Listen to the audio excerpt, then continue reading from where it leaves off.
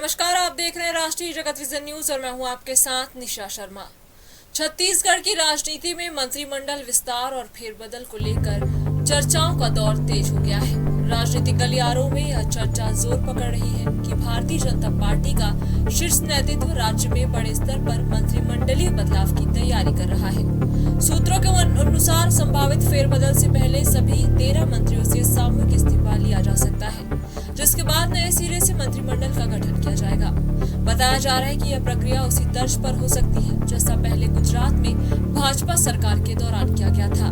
राजनीतिक जानकारों का मानना है कि जब मंत्रिमंडल में बड़े पैमाने पर बदलाव की जरूरत होती है, तब पार्टी सभी मंत्रियों का इस्तीफा लेकर नई टीम का गठन करती है। सूत्रों के मुताबिक वर्तमान मंत्रिमंडल के करीब 5 मंत्रियों को बदला जा सकता है। यदि संख्या कम होती है तो केवल संबंधित मंत्रियों से इस्तीफा लिया जाता, लेकिन संभावित बदलावों की संख्या अधिक होने के कारण सामूहिक इस्तीफे का विकल्प अपनाया जा सकता है।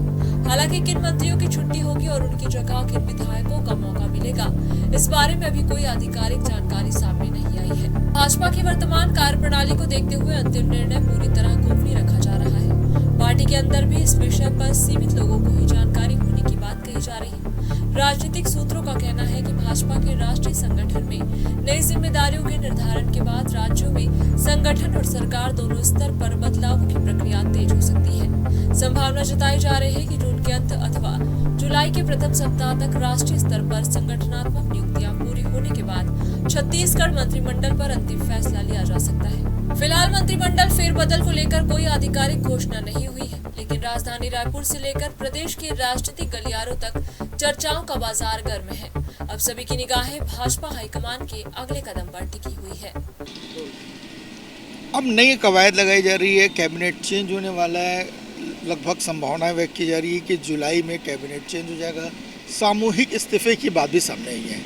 क्या कहना चाहेंगे? देखिए, पर्ची वाली सरकार है और पर्ची वाले सरकार के जो काम काज है वो विज्ञापन और पोस्टर में दिख रहे हैं। धरातल पर जनता बहुत परेशान है, चाहे बढ़ते अपराध को लेकर हो, महंगाई को लेकर हो, रोजगार की गंभीर समस्या है, लचर शिक्षा और स्वास्थ्य व्यवस्था है। सरकार की कोई योजना ऐसी नहीं है जो जनता तक पहुंची और उसका लाभ जनता को मिला हो। हर विभाग में भ्रष्टाचार है। 3% टका मांगने का आरोप ऊर्जा विभाग में लगा था। अब तो निगम में 40% कमीशन मांगा जा रहा है। ये तो कमीशन वाली सरकार है। जब सरकार में बैठे लोग कमीशन खोरी करेंगे, भ्रष्टाचार करेंगे, रेत तस्करी करवाएंगे, शराब की तस्करी को संरक्षण देंगे, तो सरकार है कहाँ? मुझे लगता है कि ये सरकार, अगर आज चुनाव हो जाए तो जनता आज इनको सबक सिखा देगी। जैसे 15 साल के रमन सरकार के दौरान 15 सीट में भाजपा सिमटी थी, अब साय जी की सरकार के कार्यकाल में 5 सीट अगर भाजपा ले आए तो बहुत बड़ी बात होगी। तो इनको तो अब जनता ही तैयार बैठी बदलाव के लिए, तब इनके पास मजबूरी है सरकार को पूरी तरीक़ा से बदलने की, पर उससे क्या लाभ होगा? एक चीज़ है, ये जो 13 मंत्रियों के इस्तीफे की जो बात आ रही है, ये गुजरात पैटर्न को लेकर ही बात चल रही है। कहीं ना कहीं जो गुजरात में भी सारे मंत्रियों से इस्तीफा ले लिया गया था, तो ये ऐसा लग रहा है कि अधिक से अधिक लोग मंत्री बदले जाएंगे। देखिए, जब आप गुजरात पैटर्न की बात करते हैं तो इससे स्पष्ट हो जाता है कि भारतीय जनता पार्टी में संगठन नाम की चीज़ नहीं। मोदी जी और शाह जी की तानाशाही चलती है। संगठन होता है वो त्वरित कार्रवाई करता है, और आप भाजपा निर्णय करने के बजाय अगर गुजरात पैटर्न की बात कर रहे हैं तो स्वाभाविक है मोदी जी शाह जी चाहेंगे वही होगा। फिर भाजपा के राष्ट्रीय अध्यक्ष नितिन नवीन जी किस काम का है? भाजपा के प्रदेश अध्यक्ष किरण देव जी को क्या जिम्मेदारी है? क्योंकि सरकार के कामकाज से तो भाजपा के नेता कार्यकर्ता भी नाखुश है और जनता तो अति आक्रोशित है।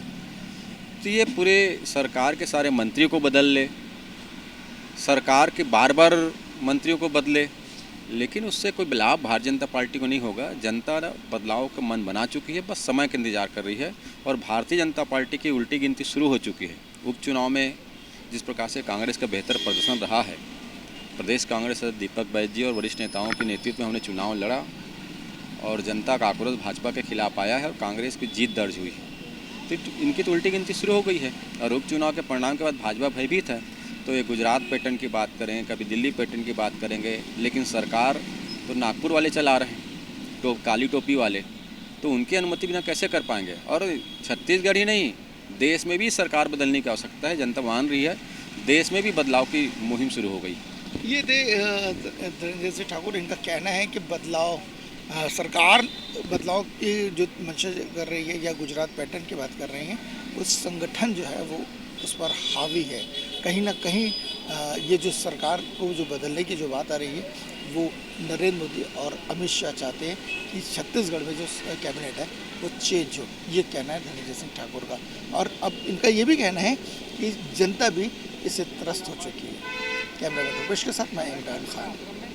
फिलहाल इस खबर में बस इतना ही। देश प्रदेश की खबरों से अपडेट रहने के लिए हमारे चैनल को सब्सक्राइब करें और नई खबरों के नोटिफिकेशन के लिए बेल आइकन जरूर दबाएं। नमस्कार।